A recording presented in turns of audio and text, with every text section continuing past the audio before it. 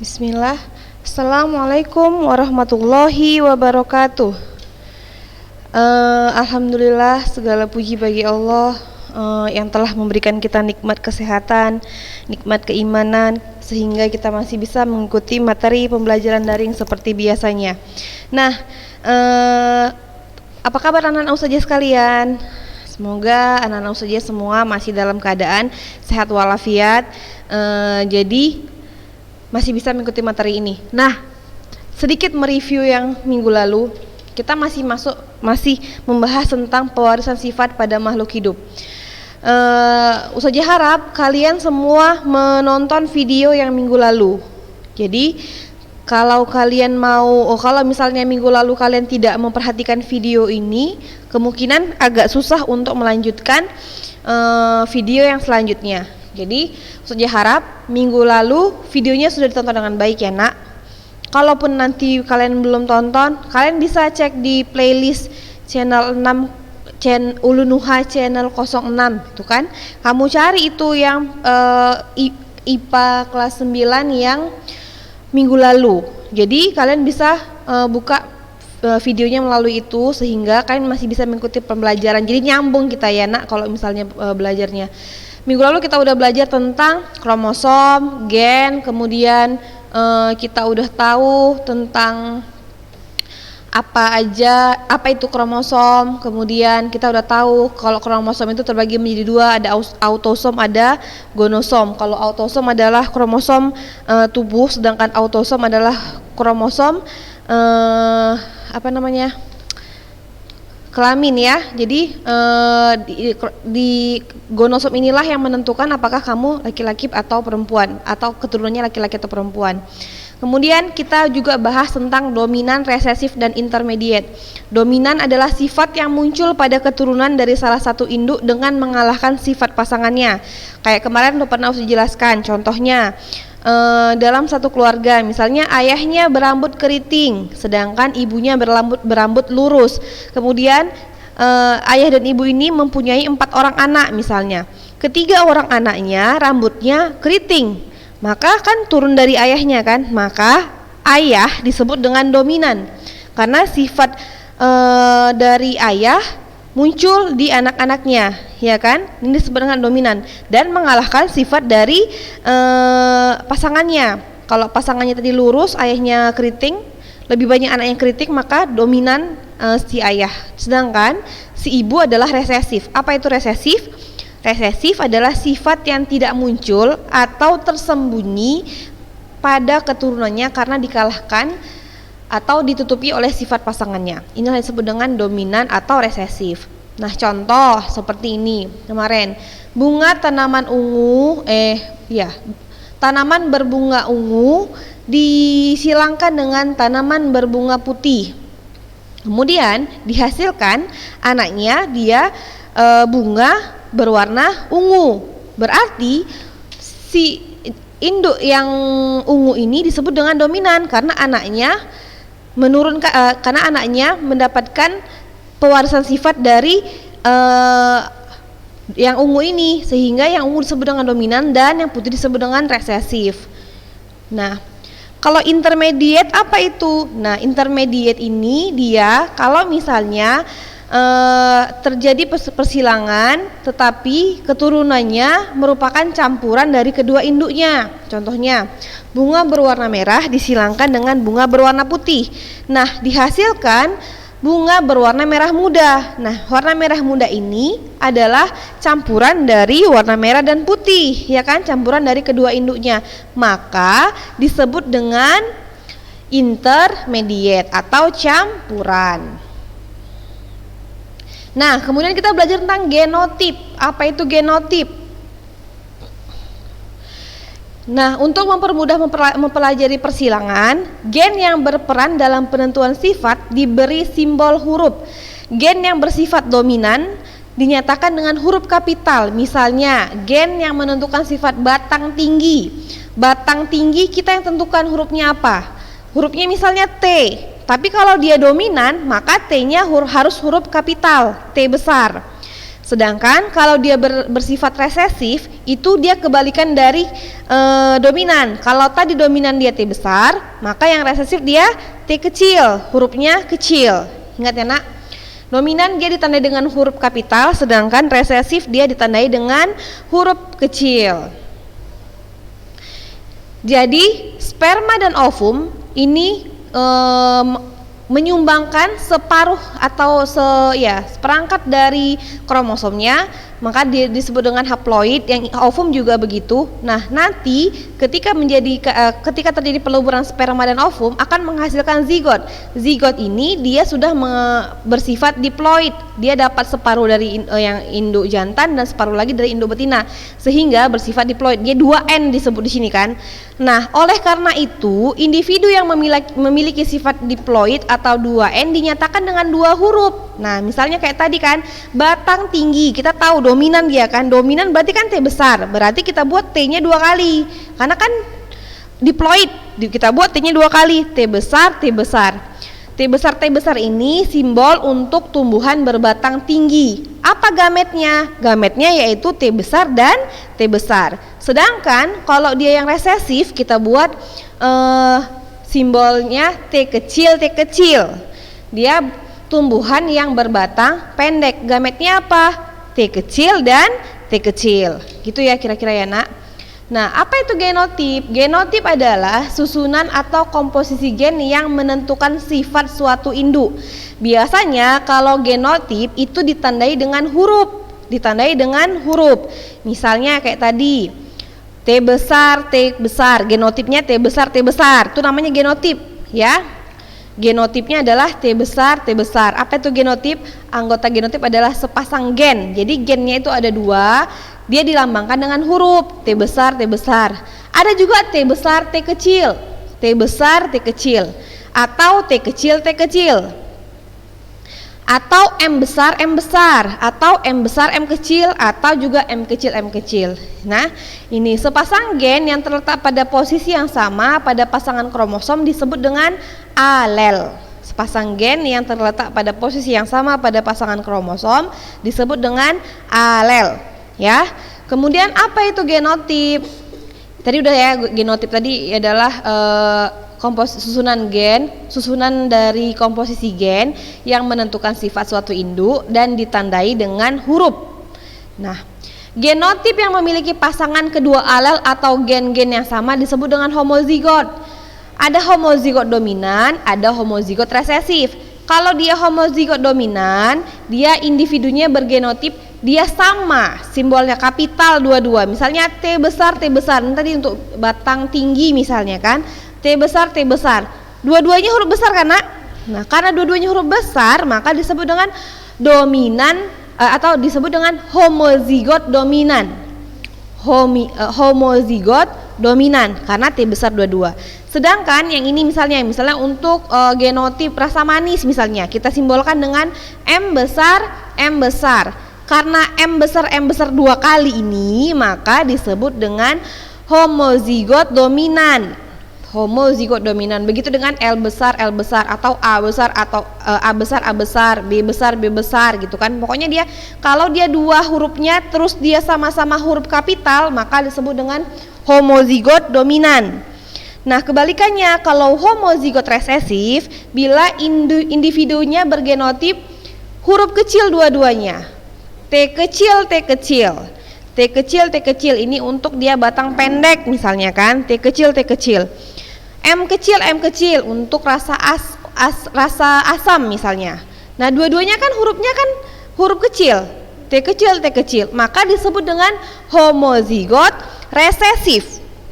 Ingat ya, kalau dia T besar 2 kali itu adalah homozigot dominan, sedangkan kebalikannya adalah homozigot resesif.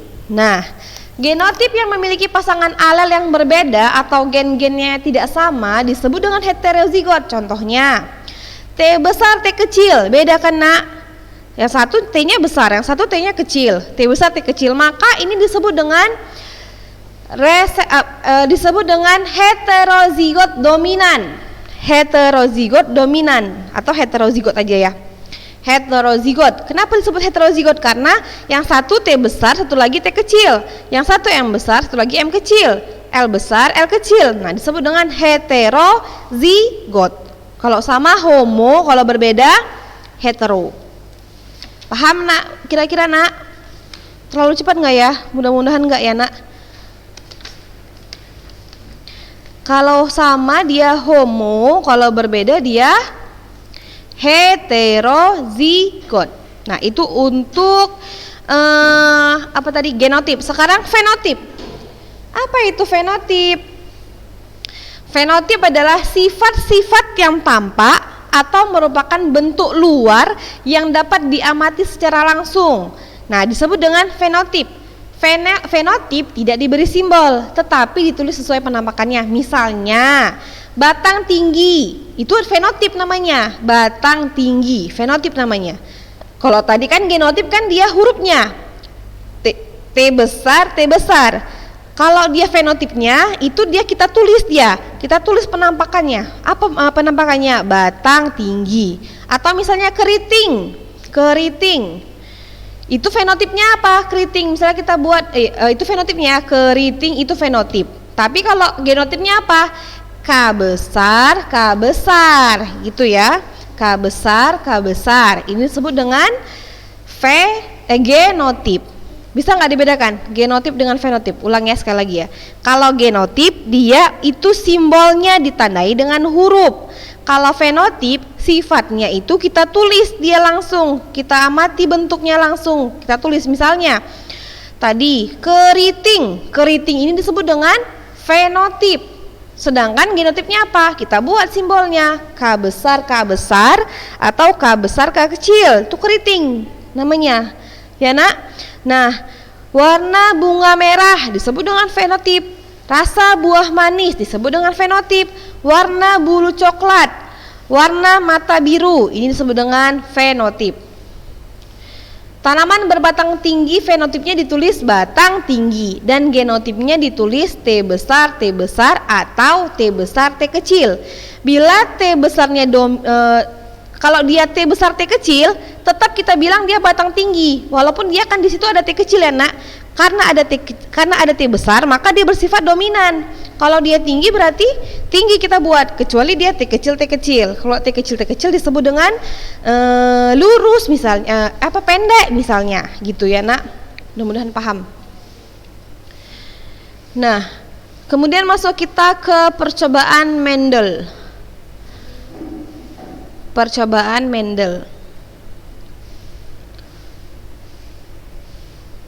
Orang yang pertama menyusun hukum pewarisan sifat itu adalah Gregor Mendel. Dia dijuluki dengan apa namanya ini ya? Bapak genetika. Ya, Gregor Mendel. Disebut dengan Bapak genetika. Nah, Mendel ini dia menggunakan kacang ercis karena kacang ercis ini dia banyak sifat-sifatnya. Jadi dia mau melakukan persilangan antara beberapa individu. Jadi dia mau cari setelah disilangkan akan dapat hasil yang seperti apa gitu kan. Nah, jadi dia ini disebut dengan percobaan Mendel. Jadi tujuan si Mendel ini untuk melakukan persilangan supaya apa? Supaya dia bisa mendapatkan keturunan yang dia berkualitas.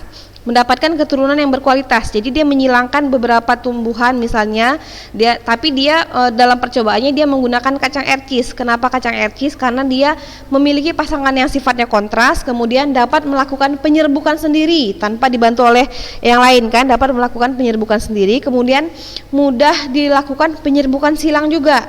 Daur hidupnya juga pendek, jadi nggak perlu menunggu terlalu lama untuk mendapatkan keturunan yang baru. Nah, kacang ercis juga menghasilkan keturunan yang banyak. Jadi dia melakukan persilangan dengan menggunakan kacang ercis agar apa? Agar dia mendapatkan individu yang berkualitas yang dia inginkan, sehingga dia bisa menghasilkan keturunan yang bagus. Nah, itulah tujuan dari percobaan Mendel. Siapa yang mempeloporinya nak? Gregor Mendel. Hukum Mendel, pada proses pembentukan gamet, gen berpisah secara acak. hukum segresi secara bebas atau dikenal dengan hukum Mendel 1. Misalnya M besar M kecil akan berpisah menjadi dua gamet, yaitu M dan M besar dan M kecil. Pada proses pembuahan atau fertilisasi, gamet akan bertemu secara acak pula atau asortasi atau dikenal dengan hukum Mendel 2. Nah, pada contoh di atas, gamet M dapat membuahi gamet lainnya, misalnya M besar atau dapat juga M kecil. Nah, sebelum Ustazah memberikan contoh dalam persilangan, Ustazah mau menjelaskan juga, memberitahukan kalian itu simbol-simbol persilangan, simbol-simbol yang digunakan dalam persilangan. Ada huruf P besar. P besar itu adalah parental. Parental artinya induknya atau orang tuanya. Jadi di parental ini berarti ada dua ya, ada dua. Kemudian ada namanya filial. Filial disingkat dengan huruf F. Filial artinya keturunan. Ya, filial artinya keturunan. Ada F1. Ini artinya keturunan yang pertama. Kemudian ada F2. F2 berarti keturunan yang kedua, gitu ya, dan seterusnya. Ada F3 misalnya, maka dia keturunan yang ketiga dan seterusnya. Jadi ingat ya, tadi ada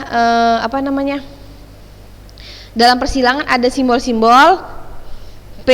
P ini adalah parental. Ada juga nanti G. G itu adalah gamet. Kemudian F1 untuk keturunan pertama, ada F2 untuk keturunan yang kedua dan seterusnya. Nah, penyerbukan silang yang dilakukan Mendel merupakan penyerbukan silang dengan satu sifat beda. Jadi ada sebenarnya penurunan sifat ini dia ada beberapa sifat beda. Contohnya, kalau misalnya satu sifat yang beda kita sebut dengan monohibrid. Monohibrid adalah penyerbukan silang dengan satu sifat yang beda. Contohnya, sifat yang bedanya cuman batang tinggi misalnya kan cuma satu ini, batang tinggi sama batang pendek kan. Kalau udah tinggi berarti lawannya kan pendek. Ini satu sifat disebut dengan satu sifat, maka disebut dengan persilangan monohibrid. Tapi kalau di hibrid ini adalah persilangan dengan dua sifat yang beda. Contohnya, batang tinggi buah manis. Ada batang tinggi, ada buah manis. Batang tinggi buah manis disilangkan dengan batang pendek buah asam. Ya, batang tinggi buah manis ini dua sifat kan, Nak? Nah, maka disebut dengan dihibrid. Nah, tiga sifat yang berbeda disebut dengan trihibrid. Contohnya, batang tinggi buah manis warna merah. Nah, kan tiga sifat ya, Nak. Nah, kalau dia sifatnya banyak disebut dengan polihibrid. Nah, itu yang disebut dengan monohibrid, dihibrid, trihibrid, dan polihibrid. Sekarang Ustazah mau mencontohkan untuk yang dia monohibrid. Persilangan dua individu dengan satu sifat yang beda. Persilangan monohibrid dominan penuh ini dibilangnya ya. Kenapa dibilang dominan penuh nih? Ada dominan penuh. Nah, disilangkan bunga tanaman berwarna merah dengan tanaman berwarna putih, kan satu sifat yang beda. Parentalnya P1-nya M besar disilangkan dengan M kecil. Ini induknya berarti ya, Nak. M besar dan M kecil. Apa fenotipnya? Fenotip tadi adalah sifat yang tampak langsung. M besar merah, kita buat fenotipnya adalah merah. Apa fenotip dari M kecil? Kebalikan dari merah. Ini putih di sini ya. Nah, gametnya apa? Karena di sini M besar, berarti kita ambil aja satu gametnya. Apa? M. Yang ini gametnya apa? Ini M besar, yang ini M kecil. Berarti apa keturunannya? M besar ketemu M kecil jadi M besar M kecil. Apa fenotipnya? Karena ada M besar di sini, M besar ini bersifat dominan, maka fenotipnya adalah merah. Nah, dari sini dihasilkan keturunan pertamanya berarti kan merah. Ya kan? Keturunan pertamanya merah. Kalau misalnya keturunan pertama disilangkan lagi dengan sesamanya, misalnya kan dari persilangan F1 ini dapat dia M besar M kecil, disilangkan sesamanya. M besar M kecil disilangkan dengan M besar M kecil.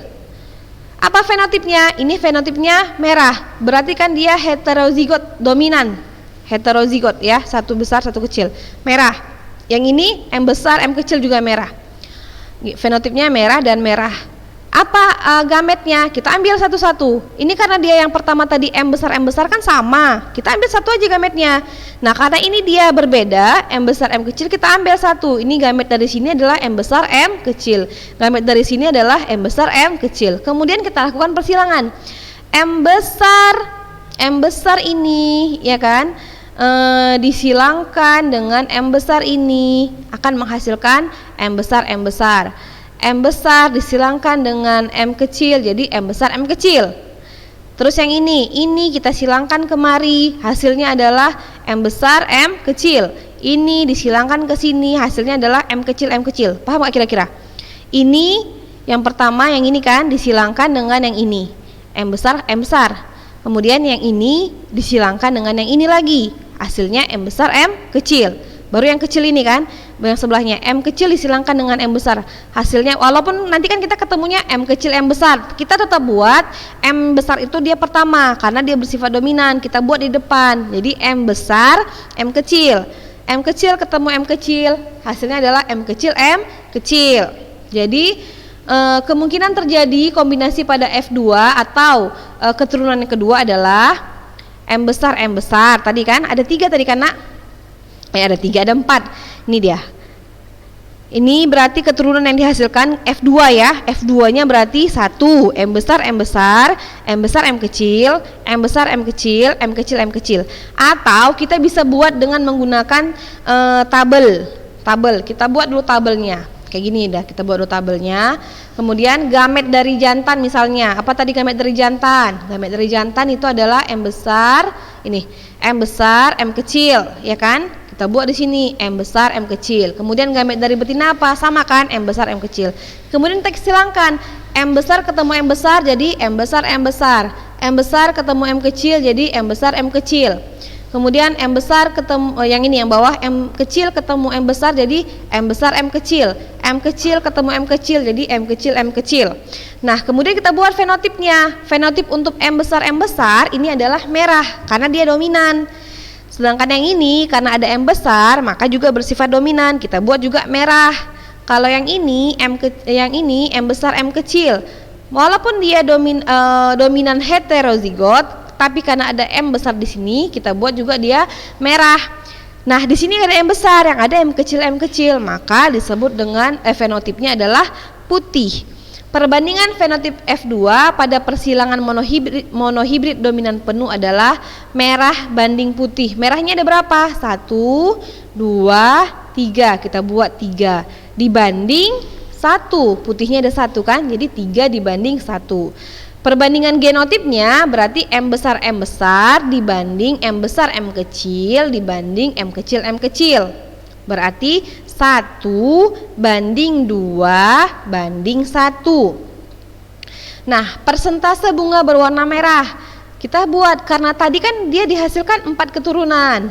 Ya kan, dihasilkan bukan 4 keturunan, dihasilkan 4 ini kombinasi F2-nya, maka 4. Karena yang merah itu ada berapa? 3 kan? 1, 2, 3. Maka kita buat 3 dari 4. Maka persentase bunga berwarna merah 3 dari 4 dikali 100% adalah 75%. Persentase bunga berwarna putih adalah 1/4 dikali 100% sama dengan 25%. Jadi 75 tambah 25 sama dengan 100 ya. Berarti misalnya keturunan dihasilkan ada 10 misalnya, ya kan? Berarti 75% dari 10 itu berapa gitu. Itulah yang disebut itulah bunga yang berwarna merah. Sisanya 25% dari yang berwarna putih itu disebut dengan yang berwarna itu disebut dengan gimana? Kalau dia 25% bunga berwarna putih, kita cari aja 20% dari 10 berapa? Itulah keturunan yang berwarna putih. Ngerti nggak kira-kira? Usaha ulangi sekali lagi contoh yang lain ya, Nak. Dengan menggunakan kamera misalnya, coba. Misalnya, Ustazah mau menyilangkan tanaman berbatang tinggi. Kita buat dulu parentalnya. Tanaman berbatang tinggi dengan tanaman berbatang pendek. Tinggi genotipnya tadi T besar. Disilangkan dengan T kecil. Apa fenotipnya, Nak? Fenotipnya T besar tadi apa? Tinggi. Kemudian T kecil pendek, ya kan? Kemudian gametnya apa? Gamet dari ini apa? Kita buat, karena ini dia T besar sama, kita ambil satu aja gametnya. Apa? T besar. Kemudian disilangkan dengan ini gametnya apa? T kecil. Maka keturunan pertamanya adalah ini ketemu ini jadi T besar, T kecil, ya. Apa fenotipnya ini berarti? Fenotip dari keturunannya apa berarti? Tinggi. Kenapa tinggi? Karena ada T besar di sini. Paham kira-kira? Itu untuk keturunan yang pertama. Misalnya kita mau menyilangkan keturunan yang pertama dengan sesamanya, berarti kita buat dulu parental yang kedua. Parental kedua berarti T besar, T kecil disilangkan dengan T besar, T kecil. Gitu ya. Ini fenotipnya apa? Tinggi. Ini juga tinggi. Nah, apa gametnya? Gametnya berarti ada dua, T besar dan T kecil. Yang ini juga sama, T besar dan T kecil. Itu ya, ini masih satu sifat yang sama ya, monohibrid. Kemudian kita cari dia keturunan yang keduanya, F2-nya. Kita mau pakai tabel. Bisa pakai tabel, kita buat dulu tabelnya. Misalnya ini kan ada berapa gametnya, Nak? Ini dua ya. Buat di sini.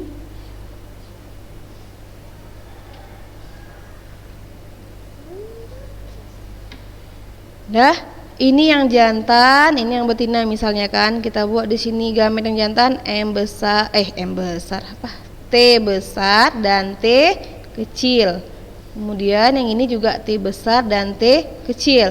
Kemudian kita silangkan T besar ketemu T besar jadi T besar, T besar. T besar ketemu T kecil jadi T besar, T kecil. T kecil ketemu T besar jadi, tetap yang kita buat pertama adalah huruf T besar dulu ya, Nak. T besar baru T kecil karena dia dominan dulu baru resesif. Kemudian T kecil dan T kecil. Berarti dari sini kemungkinan genotipnya berarti kan ada T yang kita dapat di sini, T besarnya ada berapa? 1, ya kan? Dibanding T besar, T kecilnya ada berapa? T besar, T kecil 1, 2. Berarti di sini banding 2. Kemudian T kecilnya ada 1. Jadi 1 perbandingan genotipnya 1 banding 2 banding 1. Kalau perbandingan fenotipnya kayak mana? Berarti kan ada 2 ya fenotipnya. Fenotip tinggi banding pendek.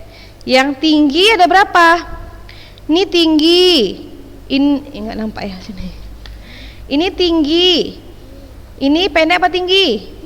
Tinggi. Ini tinggi juga karena ada huruf besar. Yang ini pendek karena T kecil. Berarti yang tinggi ada berapa? 1, 2, 3. Kita buat yang tinggi ada 3. Banding pendeknya ada 1. Jadi persentasenya untuk yang tinggi 3/4 dikali 100% sama dengan 75%. Sedangkan untuk yang pendek 1 kan?